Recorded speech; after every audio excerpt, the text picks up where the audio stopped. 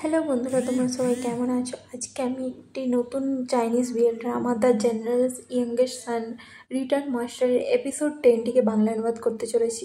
কাহিনী শুরু হয় আর আমাদের দেখানো হয় যে যেখানে সাউচি আসে আর জিনুয়েকে জামা দেয়, বলে যে তুমি ওকে আমি দেখেছি, তুমি সবসময় এই জামাটাই পরে থাকো, তোমার কাছে নতুন কিছু নেই, তো তুমি এটা পরে নাও। যখন সে তাকে জামা দেয় তখন মুখটা দেখে জিনুয়ের অন্য কিছু কথা মনে পড়ে যায়, পাঁচটা কথা হচ্ছে, বলে যে আমার এগুলো দরকার নেই। বাট সাউচি বলে যে কেন, আমি তোমাকে গিফট দিচ্ছি, তুমি কেন নেবে না, নিয়ে নাও। আর তুমি সাইফিল করছো আমার সামনে ড্রেস চেঞ্জ করতে, তো তুমি চিন্তা করো না, আমি ওইদিকে চলে যাচ্ছি, তো তুমি চেঞ্জ করে নাও। তারপরে দেখানো হয় যে জিনুয়ে যে ড্রেস চেঞ্জ করে নেয় আর তারপরে সে তার কোমরে বেল্ট লাগাতে পারছিল না, তো সাউচি বলে যে তুমি সত্যিই সিলি, দাও আমাকে হেল্প করতে দাও, তোমাকে বলতে সে তাকে হেল্প করে আর লাগাতে থাকে।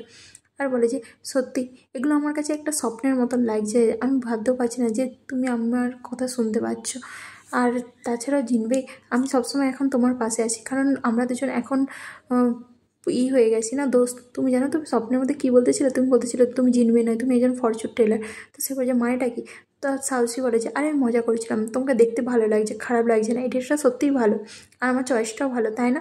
তো সাউসি তাকে বলে যে তো তুমি কি বলো, সেই যে উল্ফ বয়সটা দিয়েছিল সেইটা তার গোলায় দেখে জিনবে ভাবতে থাকে যে ই কি সত্যি এই উল্ফের দাঁতটা কি এত পছন্দ করে, না না না আমার এগুলো ভাবলে হবে না, সেরকমই ভাবতে থাকে।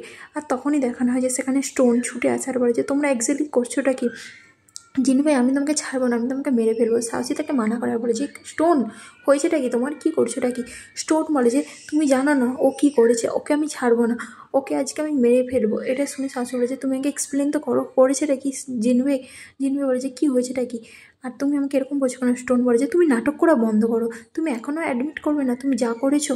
সাউসি তাকে বলে যে কী হয়েছেটা কি আগে সেটা তো বলো। তখনই সে বলে যে লিটিল ওয়ালনাট মিসিং হয়ে গেছে। তো তারা সবাই মিলে ওয়ালনাটকে খুঁজতে চালু করে চারিদিকে। তখনই তারা জঙ্গলের দিকে দেখে যেখানে জিনবে যেতে চায়, বাট সাউসি তাকে আটকায় আর বলে যে ওখানে যেও না, ওখানে যেতে মানা আছে। এটা শুনে জিনবে বলে যে কিন্তু কেন, ওখানে যাবো না কেন? তোমার কাছে এখন ওয়ালনাটকে খোঁজা ছাড়া আর কি ইম্পর্টেন্ট হতে পারে? তো সাহসী বলে যে আমি তোমাকে ওটা বলতে চাইনি, কিন্তু এখন ওই জায়গাটা যেও না। তো জিনবে বলে যে ওখানে যাওয়ার গিয়ে কোনো এক্স্যাক্ট কারণ আছে, নাহলে আমাকে যেতে দাও। আর এখানে জিনবের আন্টকে দেখানো হয় তার কাছে তার অ্যাসিস্ট্যান্ট আছে যার অসুস্থ হয়ে আসে। সে বলে যে কী হয়েছেটা কি তোমার? তার অ্যাসিস্ট্যান্ট বলে যে আমি ঘোস্ট বিলায় দেখতে গিয়েছিলাম, বাট ওখানে আমার সঙ্গে একটা ইয়ং মাস্টারের দেখা হয়ে যায়, একটা ইয়ং মেয়ের, তার স্কিল খুবই ভালো, একটা মহিলা, সে আমাকে খুবই মারে আর একটা ফলোয়ার পাই আমি তার কাছ থেকে, বলতে সে তাকে একটা ফুল দেয় যেটা একটা পিঙ্ক কালারের। আর বলে যে তাকে দেখে মনে হয়েছিল এই ফুলটা সত্যি আলাদা আর এইটা কিছু একটা ব্যাপার আছে, আমি কিছু বুঝতে পারছিলাম না কী করব। তো সেই জন্য আমি এখানে ছুটে চলে এসেছি। কিন্তু ম্যাডাম, যবে থেকে আপনি এই রং সিটিতে এসেছেন আপনাকে একটু চিন্তিত লাগছে, আপনি যেন অন্যমনস্ক হয়ে আছেন, কিছু কি ব্যাপার আছে? তো এটা আছে, তো সেই জন্য আমি ভাবছি যে এগুলো কি সত্যিই ভাগ্য? আর তাছাড়াও তুমি চিন্তা করো না, তোমাকে ওই ঘোষবিলাতে এখনও যেতে হবে না, তুমি সুস্থ হওয়াতে বেশি ধ্যান দাও, ঠিক আছে? তো সে বলে যে ঠিক আছে ম্যাডাম। আর এখানে সাহসী আর জিনবেকে দেখানো হয় যারা এক জায়গায় পৌঁছে যায়। জিনবে বলে এই জায়গাটা কী, আর এখানে এইসব কী লেখা আছে? এটা শুনে সাহসী বলে যে এটা প্রচুর লং স্টোরি, আমি তোমাকে অন্য কোনো দিন বলবো। জিনবে বলে যে তুমি যদি না আমাকে এখন বলতে চাও তো তোমাকে বলতে হবে না। তো সাউসি বলে যে আমাদের এখন ওয়ালনাটকে খোঁজা বেশি ইম্পর্টেন্ট, আমি কখনো চান্স পেলে তোমাকে এই ব্যাপারগুলো পুরো বলবো, এই স্টোরিগুলো। তো জিনবে বলে যে তোমাকে বলতে হবে না, তোমার কাছে কোনো ধরনের চান্সও হবে না আর তুমি আমাকে বলবেও না, এমনিতেও আমি তোমার কাছে একটা আউটসাইডার হই। সাউসি বলে যে তুমি নিজেকে আউটসাইডার হিসেবে কেন ভাবছো, আমি তোমাকে আমার ভাই হিসেবে ভেবে নিয়েছি, আর তাছাড়া এই মাউন্টেনের একটা লং স্টোরি আছে, আমি তোমাকে পরে বলবো বলছি না, এখন আমাদের ওয়ালনাটকে খোঁজা বেশি ইম্পর্টেন্ট। তুমি কি বলো? আমি বলছি তো আমি তোমাকে সব কিছু বলবো, তুমি কি আমাকে একটু বিশ্বাস করতে পারছো না? তখনই সেখানে স্টোন আছে আর বলে যে ইয়াং মাস্টার দেখুন। তখনই সে দেখানো হয় যে ওয়ালনাটের একটা চুপড়ি যেটা ফুল সে কুড়াচ্ছিল। তো সে বলে যে কী হয়েছে? আর তখন স্টোন বলে যে জিনবে কালকে তুমি যা যা বলেছিলে ওয়ালনাটকে, তার জন্যই ওয়ালনাট ঘর ছেড়ে চলে গেছে। তখন দেখানো হয় যে জিনবে ভাবে যে কালকে সে বলেছিল ওয়ালনাটকে যে তুমি আমার সঙ্গে এত নাইস বিহেভ করো না। ওয়ালনাট বলে যে কিন্তু কেন, তুমি কি চাও না আমি তোমার পাশে থাকি? তো এটা শুনে জিনবে বলে যে তুমি কখনো বুঝবে না আমি তোমাকে কী বলতে চাইছি, তুমি জাস্ট আমার থেকে দূরে থাকো আর আমার কাছে এসো না, আমার তোমাকে অ্যানোয়িং লাগছে, সরে যাও। এটা শুনে এসে ওয়ালনাট বলে তুমি আমাকে অ্যানোয়িং ভাবছো? ঠিক আছে, তুমিও স্টোনের মতন আমাকে বলবে তো, বলতে সে এখান থেকে চলে যায়। আর এটা শুনে জিনবে ভাবে যে ও আমি ওকে অ্যানোয়িং বলতে চাইনি। স্টোন বলে যে তুমি এখনও বলবে যে তুমি ওকে বলতে চাওনি, তুমি ওকে বলেছো ড্রাঙ্ক হওয়ার পর তুমি ওকে যাই তাই বলেছো, যার জন্য ও এরকম করেছে। সাউজি বলে যে তুমি জিনবেকে করা বন্ধ করো, কিছু একটা ব্যাপার হয়েছে, চলো আগে ওয়ালনাটকে খুঁজি। স্টোন বলে যে ইয়াং মাস্টার, আমার মনে হয় যে যবে থেকে এসেছে ঘোষবিলাতে তবে থেকে কিছু না কিছু একটা গন্ডগোল হয়েছে, কি ও মনে হয় কিছু আল্টারনেট মোটিভ আছে। সাহসী বলে যে স্টোন তুমি কী বলছোটা কি? স্টোন বলে যে আমার মনে হয় ও ওয়ালনাটকে আপসেট করেছে, সেই জন্য ওয়ালনাট ঘর ছেড়ে চলে গেছে। আর এর জন্য জিনবে দায়ী, জিনবেকে দায়িত্ব নিতে হবে, জিনবেকে আমি ছাড়বো না। জিনবে যবে থেকে এসেছে কিছু না কিছু গন্ডগোল হচ্ছে, আর আপনি কেন ওকে এত দয়া দেখাচ্ছেন? আপনি কি জানতে চান না? সাহসী বলে যে তুমি বাজে কথা বলা বন্ধ করো স্টোন, ওর সঙ্গে জিনবের কোনো সম্পর্ক নেই, আর তাছাড়া জিনবের পিছনে কোনো হাত নেই। স্টোন রেগে যায়, বলে যে ওয়ালনাট চলে গেছে তার জন্য আপনি আপসেট হচ্ছেন না? আপনার মনে হচ্ছে যেন অন্য কিছু চিন্তা আছে, আপনি নিজে থেকে আর ওয়ালনাটের কথা ভাবছেন না নাকি? ঘষিবিলাতে যবে থেকে ও আসছে আপনি নিজে থেকে আলাদাই ভাবছেন, ও একজন আউটসাইডার হয়ে আপনারা এত ক্লোজ হয়ে গেছে যে আপনি আপনার বোনের কথা ভুলে যাচ্ছেন। এটা শুনে সাহসী বলে যে জিনবে সবসময় আমার সাথে থাকে, আর ও কোনো আউটসাইডার নয়, ও আমার ভাইয়ের মতন হয়। এটা শুনে স্টোন বলে যে কি, এখন আপনি একজন আউটসাইডারকে ভাইও ভেবে নিয়েছেন? তার মানে সত্যি ওয়ালনাটকে খুঁজে আনা আপনার আর চিন্তাই নেই। জিনবে বলে যে আমি ওয়ালনাটকে খুঁজে আনবো, তুমি চিন্তা করো না। তো স্টোন বলে যে তোমাকে কিছু করতে হবে না, তুমি এরকম অ্যাক্ট করা বন্ধ করো যেন তুমি আমাদের সঙ্গে সেম জায়গায় আছো। তো জিনবে তাকে বোঝাতে যায় যে আমি কিছু পোটেন্ট করছি না। স্টোন তাকে বলে তুমি নাইস পোটেন্ট করা বন্ধ করো। তারপরে সে সাহসী করে যে ইয়াং মাস্টার আপনি ওর জালে পড়ে যাচ্ছেন, এই ম্যানটার কিছু না কিছু অল্টারনেট মোটিভ আছে, আপনি বিশ্বাস করুন। বাট সাহসী তার কথা শোনে না, আর সাহসী তাকে বলে যে তুমি চুপ করো, বাজে কথা বলা বন্ধ করো। আর তখন স্টোন বলে যে আপনি কিউরিয়াস নয় যে ও কেন এখানে এসেছে, আর ও অরিজিনালি কোথা থেকে এসেছে, ওর পিছনে কি আছে, কি মতলব আছে, আপনি কেন ওনাকে ডিফেন্ডিং করছেন? এটা শুনে তো সাহসী রেগে যায় আর বলে যে তুমি এইসব কথা বলে কি বোঝাতে চাইছো, এইসব কথা বন্ধ করো, আমি এইসব নিয়ে কিছুই ভাবতে চাই না। বা স্টোন বলে যে আপনি ডিপভাবে ভাবছেনই না, আপনি সবসময় ডিনাই করছেন। এরকম করে যখন সে বলতেই থাকে সাহসী কী করে তাকে একটা থাপ্পড় মেরে দেয়।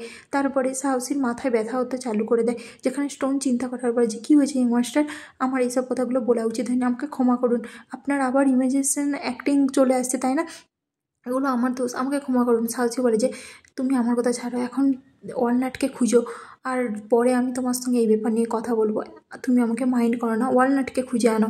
তো স্টোন বলে যে ঠিক আছে, আমি যাচ্ছি মাউন্টেনে সার্চ করতে আর ওয়ালনাটকে খুঁজে আনবো, আপনি ততক্ষণ এখানে বসুন, ঠিক আছে?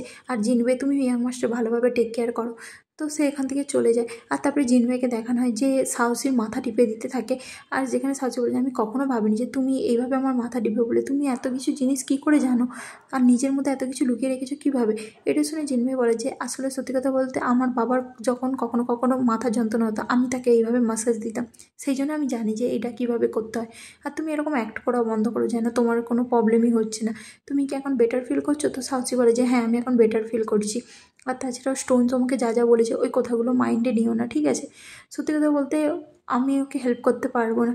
তখন এই জিনবে বলে যে আমি একজনকে জানি যে হেল্প করতে পারে। তারপরে সে তার আন্টির কাছে আসে আর তাকে বলে যে আমাকে হেল্প করো। তার আন্ট বলে যে ইয়ং মাস্টার কোথায়?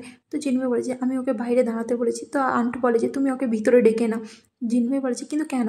আন্ট বলে যে এমনি তো তুমি ঘোষবিলাতে এখন কিছুদিন আছো, তো আমি দেখতে চাই যে ওখানের মানুষরা কীরকম আর ওখানের মানুষরা কীরকম হতে চলেছে, আর মাউন্টেনের ব্যাপারেও অনেক কিছু জানতে চাই। তো তুমি ওকে ভিতরে ডেকে নাও, আমি ওকে সঙ্গে দেখা করতে চাই আর ওর ব্যাপারে কিছু কথা শুনতেও চাই।